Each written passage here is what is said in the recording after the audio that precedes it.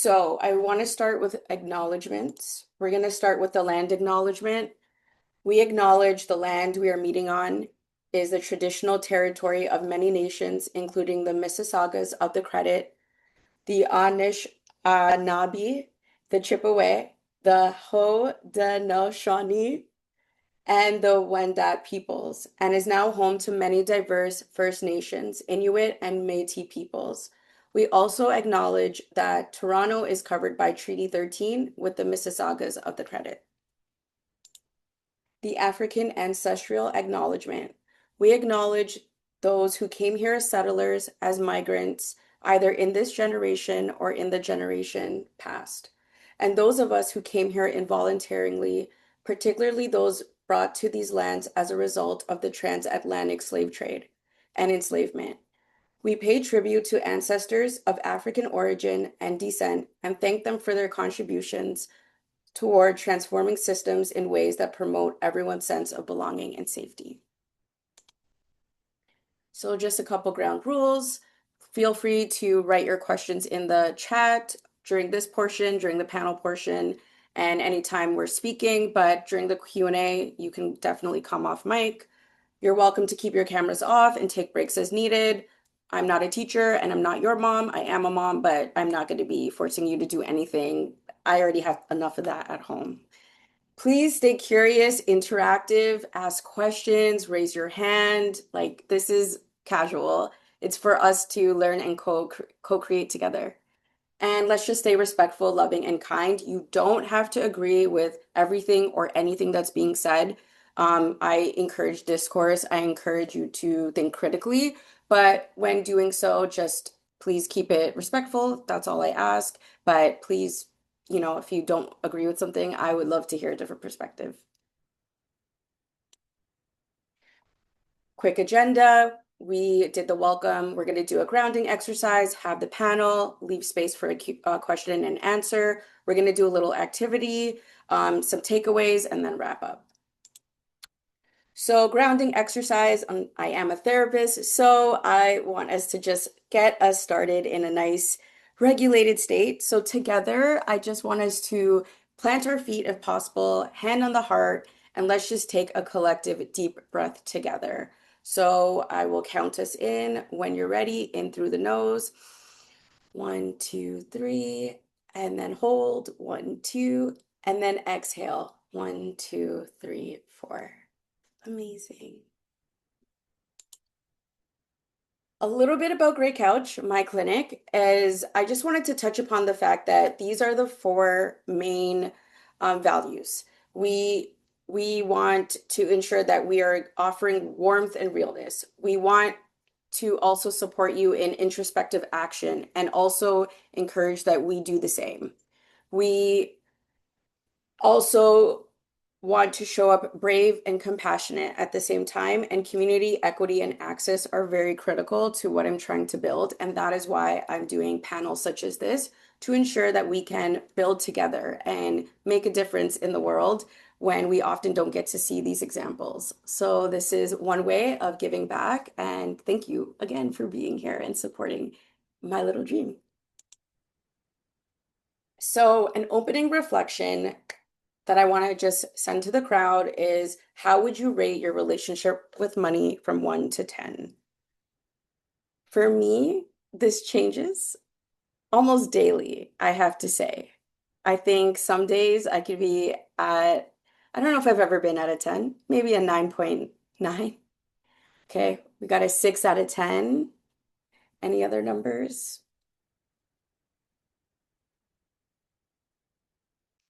And you don't have to share it. You can just definitely think about it for yourself. 7 out of 10. And maybe you'd want to think about, what would a 10 out of 10 look like for you? And I really want to encourage you to get out of just thinking from the perspective of more money would make me happy, but like, what does it look like when you have a good relationship with money? What does that 10 out of 10 look like? How do you act? How do you behave? How do you operate? What do you think? What are you purchasing rather than more money? So we got some 7, 7.5, 5, 6 out of 10. So mid-range. It sounds like a mid-range. So, together, again, I would like for us, since you're all muted, this is great. I would like for you to repeat these affirmations to yourself. Again, you can close your eyes and I can say them, and then you can repeat it. And I want to get you to start thinking about your relationship with money in a different way. I am the first chapter of my family's financial legacy.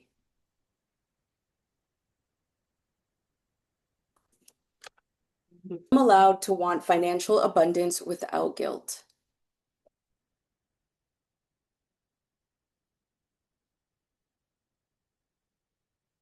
Money is not a reflection of my worth.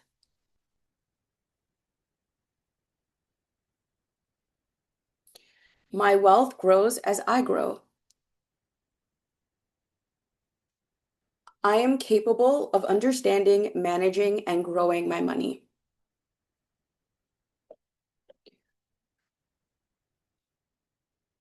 I am building wealth that outlasts me. I release shame around where I started.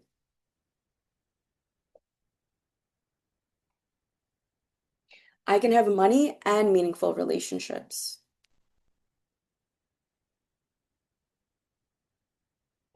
Money comes easily to me. I deserve wealth and rest. Amazing. So good. Thank you for doing that with me. So now I'm ready to introduce our panelists today. We're going to start with Alexia Soko. Kitoko. She is the founder of 123 Finance, a financial literacy educator, and she has many accomplishments under her belt, and particularly just a wonderful human being all around. I'm butchering your introduction, so I'm going to let you take it from here and introduce yourself. Thank you so much, Juliana. So, yes, my name is Alexia Kitoko. I'm Congolese, born and raised in France. I'm a speaker, financial literacy educator, but before I'm just a human being. Um, I'm I'm also a professional dancer, former boxer in competition back in Europe, 1 year in France, 1 year in Luxembourg. I've lived in France, Luxembourg, Canada, and now what I'm doing is I am empowering underserved communities through fun and engaging financial literacy. My goal is to break all of those past financial generational trauma passed from generation to generation, and to just help people, empower them to build generational wealth and generational wellness. And super happy to be here today. Thanks for having me. Amazing. And we have Rashida Henry, the owner of Rashida Henry Counseling Services, and um, also a sex and couples therapist. And I will let you take the floor, Rashida. Hi, I'm Rashida Henry. I am a couples and sex and relationship therapist, and I help a lot of couples navigate communication issues or sexual dysfunction, or just even individual work. So I feel like some of the content we're covering today will cover some of the ground I work with my individuals and couples. I'm very excited to be here today. And I'm so excited to have you. And I feel like I've talked enough. I'm Juliana. I founded Great Couch, also a psychotherapy clinic, but today is not about me. We're going to move on. So let's start with our first question. Alexia and Rashida, how does the Black experience shape our relationship with money and love from your perspective? Okay, so I love that question because it encompasses a lot. I think it's important for me first to define what is Black love for me. So for me, Black love, it's the joy, respect, and love that is between two Black people who decide to have a relationship together. So Black love, it represents love, resilience, intentionality, and empowerment. Juliana, you talked about it earlier, the trauma, there's the trauma part, but I'd rather talk about trauma healing because it's really Black love is an act of resistance. If we looked at the numbers, and I have them here, Black marriage was illegal from 1619 to 1865. I repeat, for those who don't know, Black marriage was illegal from 1619 to 1865. Okay. So that portion of trauma is something we definitely had to heal year after year, generation after generation, and we're still doing it, right? Because our ancestors, they hold those trauma that were all done to us too, right? And we could talk about financial trauma. As a financial literacy educator, this is what I talk about every time, but there's also mental trauma, emotional trauma, and all of that. So first of all, this is what Black love is for me. It's literally an act of resistance. The fact that two Black people decide to be together, right? How does the Black experience shape our relationship with money? It does it in multiple ways. As Black people, we went from slavery to segregation to now systemic barriers, and still now we're navigating that. So how does Black experience shape our relationship with money? Um, it shapes it in the way that, you know, money, the way we see money, for example, and even now, still talking about money can be seen as taboo in certain as Black people in certain culture. Me, I'm Congolese, so if we're talking about the African culture, we don't really talk about money. Often it's evil. It's for evil people. It's taboo. Don't talk about it. You have some money, take it. Don't ask for too much, right? It's that idea of you already have a few money, don't ask for more. There's also this idea about scarcity mindset. I remember my mom, she was always talking to me about money, but it was not coming from a building wealth approach. It was coming from you have to save money just in case something happened. You have to have money just in case. And also, it was coming from a financial trauma approach because she was like, I was not able to buy your property myself. You need to be able to buy your property. I want you to buy your property. That's why you need to save money. So it was not coming from abundance, an abundance mindset. It was coming from a scarcity mindset. So I think all of that has shaped the person I am today. And if we're talking about love, it's the same thing. The way in my family, for example, my mom would never tell me I love you. She would never hug me or show me, how love does look like. For us, it was really don't show, don't be emotional, don't talk about your emotions and all that. So I think those are the way the Black experience is shaping how we see money and how we see love. Thank you so much. And Rashida? You covered a lot.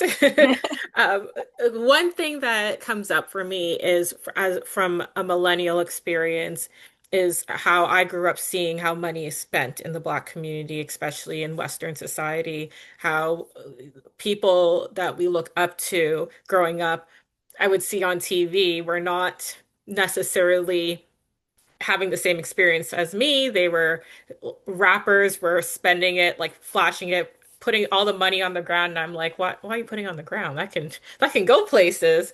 Um, so even so that was the what people would aspire to get to, and people would base their aspirations of what they think life looks like in terms of being rich meant being a rapper or being a model or being a actress or whatever. So it represents dreams in the Black community.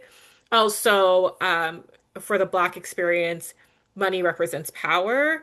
Um, for many women, they in the Black community, we are more educated.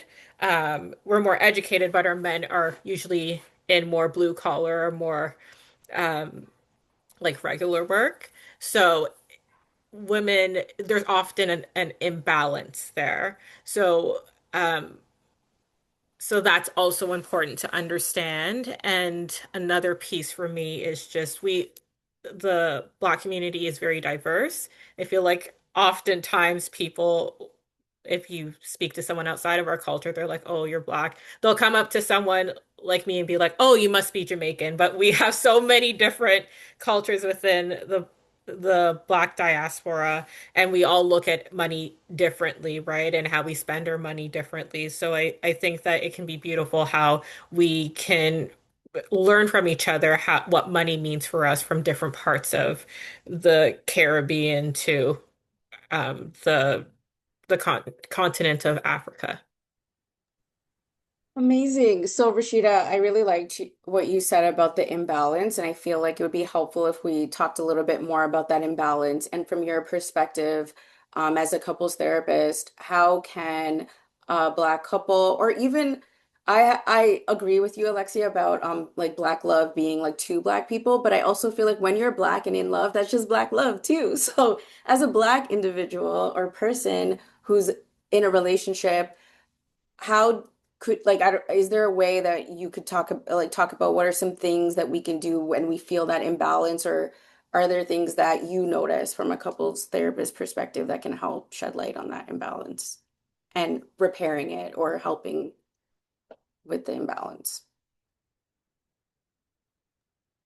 So from an imbalance perspective, that could mean how do we split the bills? Right, How do I gain respect from my partner? Because that can be a point of contention where I feel like in many, no matter what the culture is, if a woman is making more money, what does that mean for the man? And then the right, man has to sit with that, like, am I okay with my wife making more money or being more ed so oftentimes they don't care about how educated they are. They're more concerned with how much money is she making? right. And Okay, then what does that mean for me? right, There's also the power imbalance around, well, if she is more educated and does have more money, then if what does that mean for my manhood and the things that I say? So if I'm running the household, if she doesn't like something, she can leave. When many years ago, if a wife didn't like something, she had no choice but to stay. right. So Okay, there's a lot of implications around what the power imbalance can hold within a right, household or in a relationship. Women have more options. right. Thank you for sharing. Our next question is, what does financial intimacy actually mean? And is it as important as physical or emotional intimacy? Should I go first, Yeah, Rashida? go ahead. Um, so what does financial intimacy actually mean to me? It means being able to talk about money the same way you could talk about sex, the same way you could talk about um, going to a restaurant, the same way you could talk about going to the therapist. We should be able to talk about money the way we were able to talk about anything else. Right, Money doesn't have to be a taboo anymore. It shouldn't be a taboo anymore. Okay. So financial intimacy is the ability to understand your relationship with money. How do you feel about money? That's why I love the question you asked at the beginning, Juliana. If money was a friend to you, what friend would that be?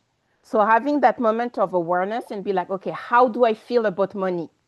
Why? Where does that come from? Does it come from my family experiences? Does it come from my cultural background? Does that come from my past experiences at work, for example? So, understanding your own personal relationship with money.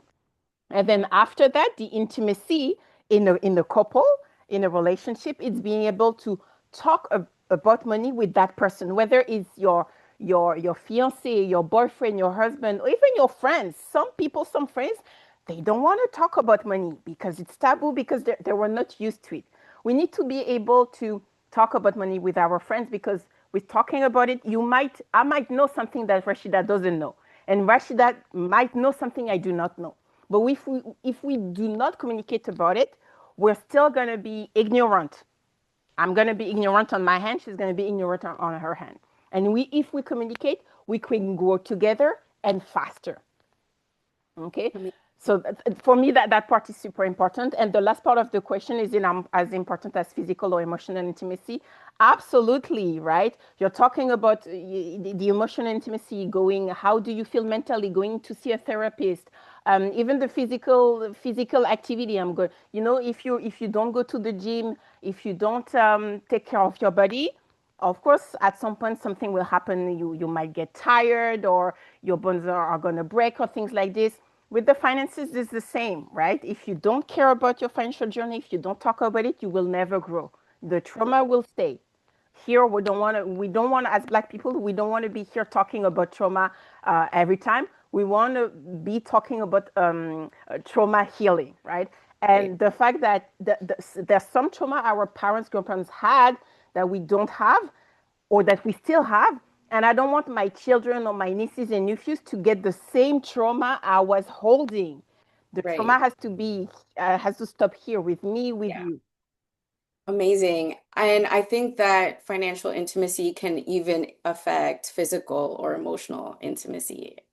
I have a story of like just my ex bought me a phone and it just made me so upset because we had spoken about not making big purchases, and it just really made me emotionally shut down in that moment. So I think that there's something to speak to, like they all interconnect with one another. But Rashida is the expert on that.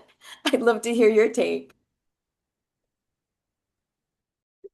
I believe that money represents a lot of things, and I believe this goes into another question later, but in terms of intimacy, I I feel like there's a difference between how are you doing and what's going on with you. How are you doing? You can do just very shallow, you're not getting a lot of information, and how are you really feeling or how are you actually doing shows interest. I feel like people will give gifts or will spend money and it's very like shallow, but they don't really understand what's going on inside. And we have to dig deeper around what's going on inside. Why are we spending the money? What are our fears? What's coming up for us? And when we don't, as Alexia had said, if we don't go deeper and understand that meaning, then things just replicate over and over again. And people don't talk about money. They're so scared. And I had a friend who told me that she had, now I'm gossiping, but she had a friend who her boyfriend was gambling and the friend never asked questions about where he was putting his money, where he was spending his money. And if only we had the strength to just ask just one question, and the person can lie. I mean, I'm not going to say they can lie, but then you know, okay, what is my boundary or what is my limit? If I catch you in a lie, I know I have the right to walk away. But I'm giving you an opportunity to be honest with me and we can have a conversation and perhaps we can work through it or I can get you the help that you need. But oftentimes people are too afraid to ask the questions and get an understanding. Yeah, so that brings me to a question that is coming up, but I'll ask it now. When should you have the money talk? As early as possible. You could tell a lot about a First person about how date? they spend their money. No, I What wouldn't if say you're on the that. dating apps? What if you're That on the dating apps? you also don't want the scammer. You don't want to be telling too much information. You want to be a little careful. But I would say like a couple dates in, 2 to 3 dates Okay, in, like start slow, right? You want to start okay. slow, So like what is a good question? I'm putting you on the spot. I know this is going or off, but or even noticing too, like, okay, that's hmm, observing. that we're always going to these very fancy restaurants. Is this sustainable? But we're always at the park. Yes, yes. Why is this person's gas tank always empty when we go on dates? Like, I know I'm describing like the worst.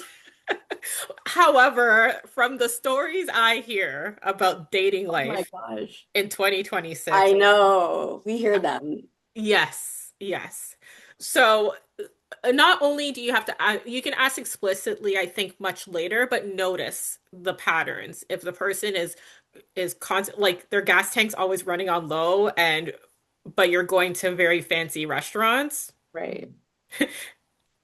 or they're very and they have a very fancy car, I would be Right. questioning, can you afford the car? Is something Right. going on? Are they very evasive Right. um around talking about money, or are they saying, oh, so this is what I hear a lot of the online is men asking, so do you expect 50-50 or do you expect me And are you looking for someone to pay your bills? Like, Yeah, if you're hearing that, again, that's going to be a question for later, but if you're hearing that kind of mindset around money, run. yeah. Okay, we're gonna get back to that. So what Yes. I'm hearing from you specifically is before even asking, it's just keeping an open Hmm. eye, be observing behaviors without judgment, guys. We don't want you to go be judgmental, but No. just have a look at what you might be noticing and whether or not that's compatible for you. What you're noticing and what your gut's telling you as well. Ooh, And if okay. it's very overwhelming, ask questions. Okay, okay. Thank you. Alexia, when should we have the money talk, according to you?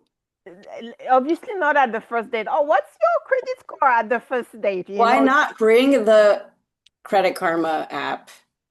Yeah, absolutely. Credit Karma and Borrell. I don't think the first date is the ideal one. However, you can do whatever you want to do. But I think in the first couple of dates, the first 2 to 3 first dates, especially if you're looking for a sustainable and long-term relationship, you might ask that person, okay, what's your take about money conversation? What's your relationship with money like? Can we talk about it and then see how the person react? It can start there, right? And then when I talk about money conversation, I'm talking about, okay, what's your short-term, mid-term, long-term financial goals? Have you thought about your expenses and your net worth? Do you have any debts, right? Things like this. You don't want to be at the first date and ask for their credit cards, but you also don't want to be at your wedding and discover that your wife or your husband has a 40K of debt that they never disclose to you because now you're married. So his date or her date is actually yours now. So that's also the other reason why you should have those conversations, especially if you're thinking long-term wedding, marriage, and all that. Is you're gonna financially become one too, right? So you got to be careful about all that. Amazing. Good points. And Uh, another thing I want to add, that you said earlier, you said something about and it's really intertwined. That's why I'm also a mental health advocate. The relationship between money and mental health. right, There's a therapist. You see a lot of people coming to you because of financial issue, because of financial struggle, right? So if as a person you have financial issue yourself, or the other person has, you're going to bring that to the relationship. That's why you want to fix your relationship with money first before going into a relationship with another person. And again, no judgment here. Even if you feel that you have issue with money, no judgment, but you have the awareness is the first step. right. Amazing. Okay, what's your opinion on 50-50? Rashida, you want to go first, or I should go first? Who's going to be on the? Do you want to go first? Yeah, I don't mind. I don't care. What Mine's do you not think? too long. Yeah. I believe that if you are good with 50-50, then that's on you. Like again, that's every relationship's different. However, I come from the belief that not every life is not black and white, it's not cookie cutter. If Right. you are making $80,000 and your partner is making $50,000, how is that fair? If your partner is making $80,000 and they like to go to a very expensive barber and likes to go on trips all the time and you're like, "Oh, well, I can't afford it because I make $30,000 less than you." Then if you're truly going 50-50, then that's going to build resentment. So Mhm. I believe that you should have a conversation and what does 50-50 actually look like? Because then again, this is indicative of how do you take care of me when I'm not unable to pay something, or if I'm sick, or if I'm like mentally and physically, right? If I'm physically sick and I have to take a bunch of days off, or I break my leg and I'm unable to work, how are you going to step up in the relationship to cover that? And vice versa. We can never think that we are exempt from that experience, no matter how much we make. So it's not just 50-50 in your money, it's also 50-50. It's how you show up in your relationship. Ooh, Amazing. I like love that. that. I agree on what you're saying. The first thing you said is, the 50-50 thing, it has to make sense for your relationship. 50-50 might work for a certain type of relationship. It might not work for other relationships. So again, having those conversations. Now it's also about the imbalance you were talking about earlier, Rashida. The fact that, women are taking more and more space with bringing money on the table, bringing money to the household, but at an expense where we are in a world that was not made with women. It was made for men, and same thing. We are in a world that was not made for Black people, right? uh, the fact that now women are taking more and more space, they're working, making your money and all that, it doesn't change the feminine mental load aspect that happens in relationships sometimes, in households sometimes, whether you have kids or not. Sometimes you have a lot of pressure thing to think about as soon as you get into a relationship, a married relationship with someone. So I think we also should take this into account. And again, I think it's all about, let's say if you're not in a relationship where you do 50-50, you're in a relationship where you have a partner that earns more money than you and paying the rent and all that. I think what's important is whether you're men or women is to be aware that even if it's 100-0 or 80-20, you should never be a liability. So if you're on the 20%, you're not paying the rent, what are you doing for the household? Are you saving money? Are you investing? Or are you just spending money on Gucci bag or spending money on things you shouldn't spend money on? Because what if tomorrow your partner gets sick and he or she cannot pay the rent anymore? What will Right. happen? What's happening Oh, if you don't have insurance, if you're not covered? What will happen? You also have to be able to build wealth for yourself just in case something happen. Because right. what does that mean? Does that mean that if your partner cannot pay the rent anymore, is not valuable and the relationship ends? Right. I think it's also really important for men and women to have a retirement plan because yeah, things can happen. And if you're a stay-at-home parent, you still, your kids grow older, so you want to think about what do you have in terms of finances at that point to sustain yourself. So I think that's a really good point. I just want to add Yeah, one more please go thing. ahead. I, I think ideally, people are always planning for a fairy tale ending, but we also have to acknowledge separation and divorce or breakups. And if we are relying on a partner to pay the bills and you don't have anything saved up, or your partner all of a sudden says, I'm in love with someone else and leaves you, and then has a really good lawyer and takes everything from you, then what does that leave you with? So I also believe that you have to make sure you have a backup plan, a savings. They can know about it. Make sure you have a savings, make sure you're protected, make sure you consult good lawyers. So we also have to think about protecting ourselves too. We can't always think of the idealistic. We would love that, but that's not the world we live in. Absolutely.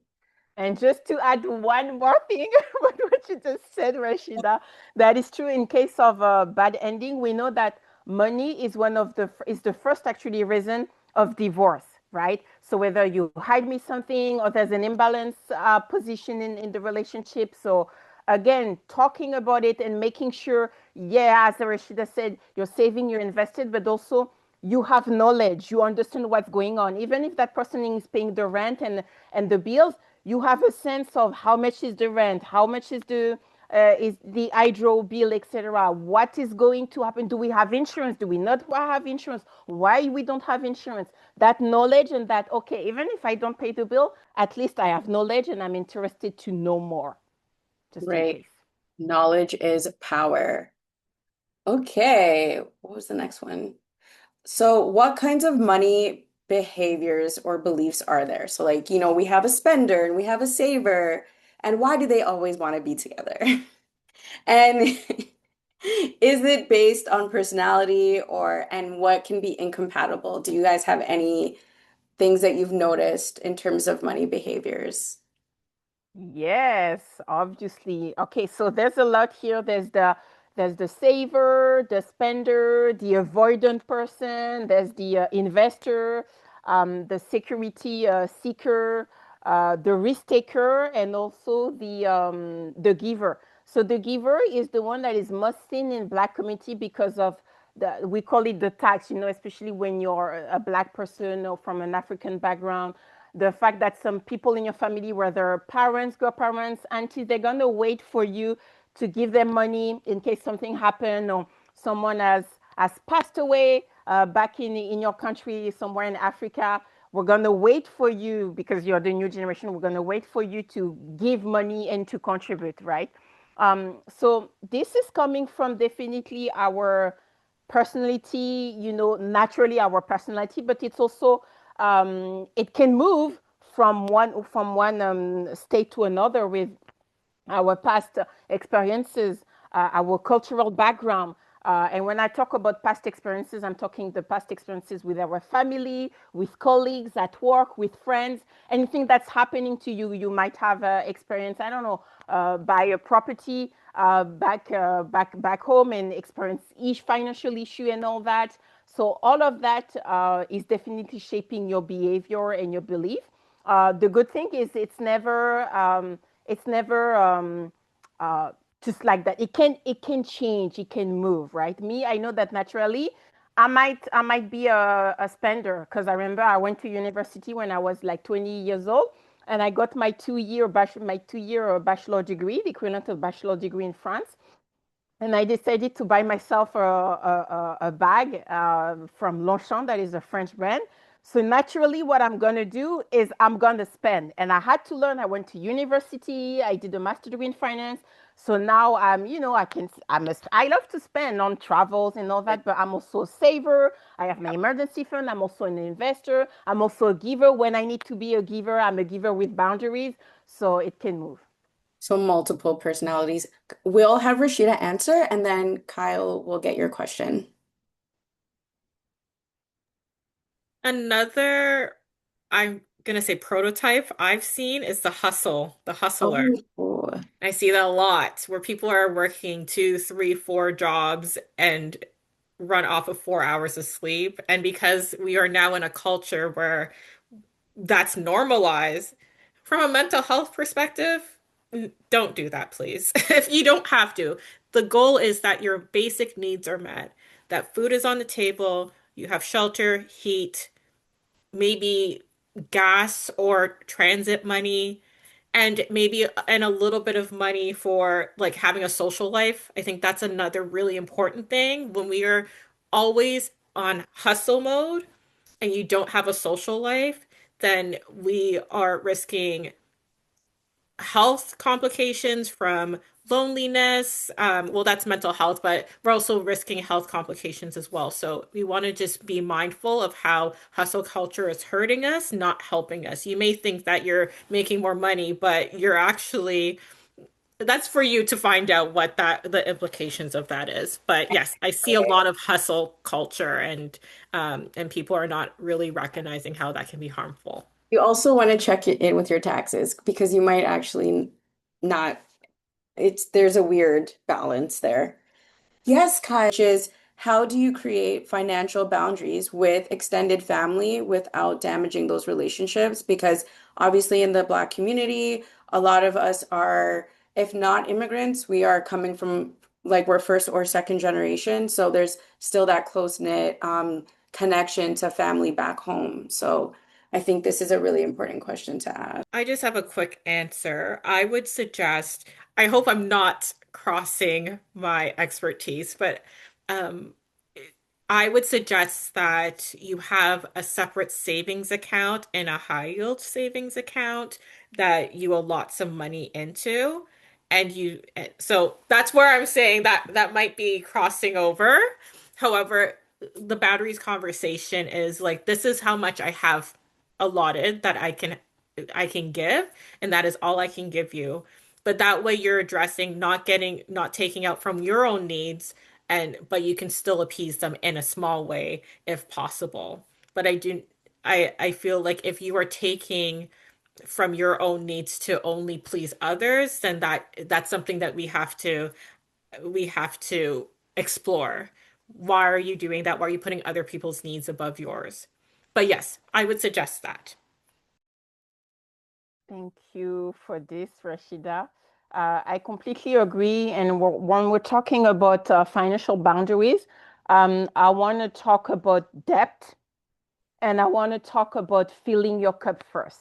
So let's say if your family is asking you money and you can barely pay your rent and go to the grocery, we know everything is complicated right now, the price of the rent, the price of the groceries and all that. So you have to understand that you have to fill your cup first. So first you have to be able to pay your necessaries, right? Your rent, groceries, bills and all that, because if you don't do it, it's going to be dramatic.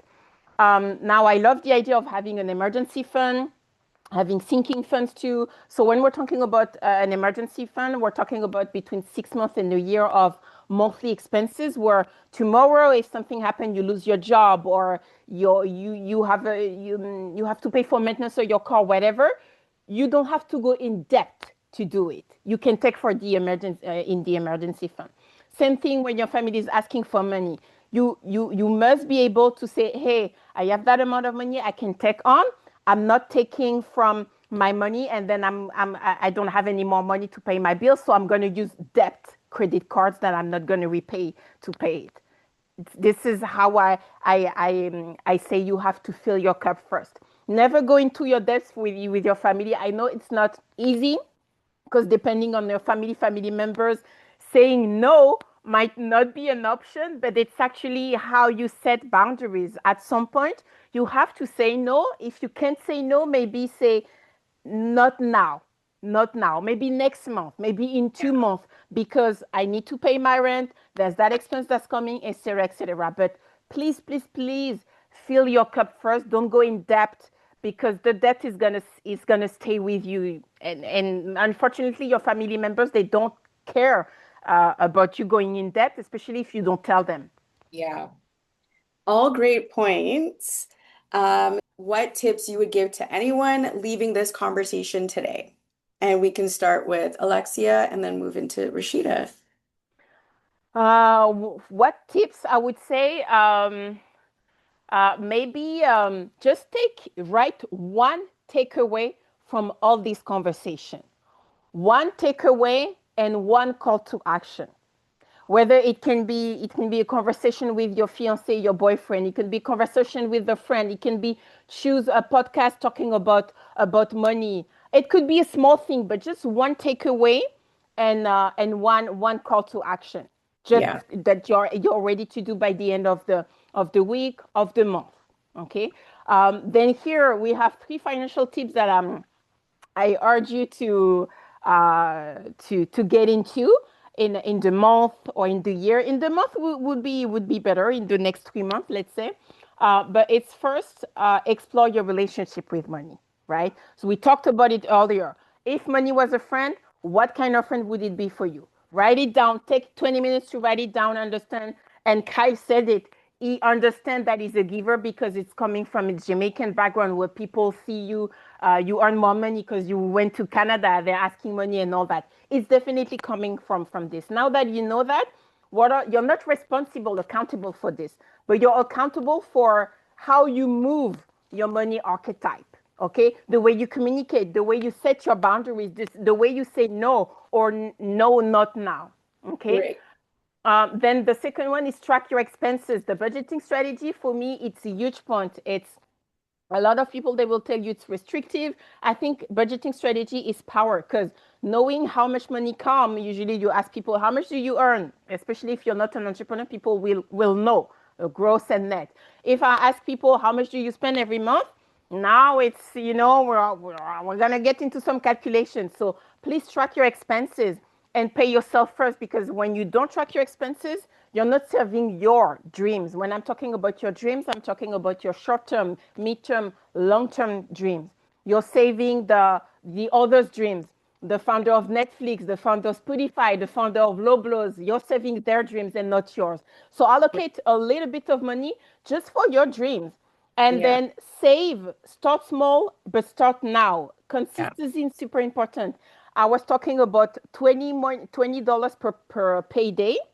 If you Yeah. start saving 20, only just $20 per pay, at the end Yeah. of the year, you will have $480 just if you save it. Now, think if you invested in all that. Right. Mhm. Thank you. And Rashida, what tips do you have for us? So I think that when you're in a relationship, there should be a lot of conversations. I Mhm. think more like an audit, so maybe monthly or bi-weekly, you're sitting with your partner and you're discussing, okay, what things are coming up? Do we have any birthday parties? Planning ahead, even in the beginning of the year, kind of like a New Year reset. What events do we have coming up? Any weddings? How much do you want to give for the weddings? How much do you want to give for gifts? How much are you putting away in savings? Both people are coming together and coming from a team mindset um, point of view.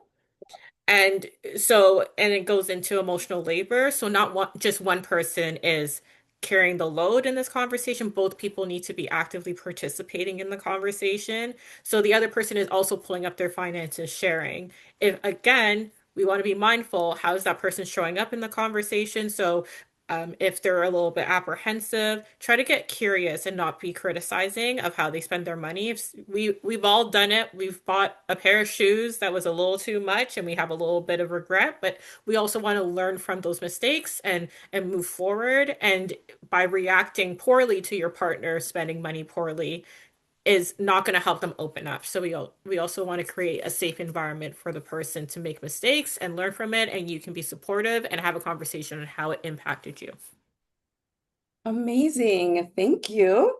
So I'll drop this in the chat in a moment when I stop sharing, but I created like a financial love language little exercise that you can look into to see where you are and where your partner is or potential partners, depending on your relationship status, so that you can kind of figure out what you need from a financial standpoint and what you might expect. So I think it's really good to be able to see this. Like we talk about love languages, but not necessarily our financial love language.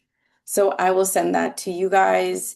And I just want to do a quick little check-in, a little cute check-in. How are we feeling? Did anything come up for you? Did anything stand out? You can just drop that in the chat. If anything, well, we're gonna go right into our QA. Very educated. Amazing. So I wanted to do another deep breath before we land off and we go back into our world. So hand on the heart whenever you're ready. Inhale through the nose. 1, 2, 3, 4. Hold. 1, 2. And exhale. 1, 2, 3, 4, 5. Amazing. So if you wanted to get in touch with our speakers, we have Alexia and Rashida's information here. You can just take a picture. And I'm also going to send a follow-up email with their contact information. They're both amazing and obviously clearly such a wealth of knowledge. So I thank you again for coming and showing up for everyone here today. And and I think it was a really good conversation. I think this was really informative. Thank you for joining us. And thank you again, Alexia and Rashida. Stick. Yeah, I want to thank everyone for their time and having me speak here. This was a great opportunity, and I hope that we can have more conversations like these in the future because I think this is very important. And it also is one big step of making money less of a taboo. So Absolutely. thank you. Absolutely. Thank you so much to Rashida, Juliana, all of the attendees. Thank you for hosting this kind of chat, Juliana. We need more of it, definitely. Even myself, as a panelist, I was hearing and seeing all of the people having some haha moment, and we really need more of those of those panels to raise the awareness and for people to feel better talking about relationship, talking about money, and feel better in their relationship, whether they are in a mixed couple or in the black love couple. But as you said earlier, black love is about if you're black love is about you being happy. I think Yes. this is what we need to remind. So thank you Yes. again. Thank you. Bye, everybody.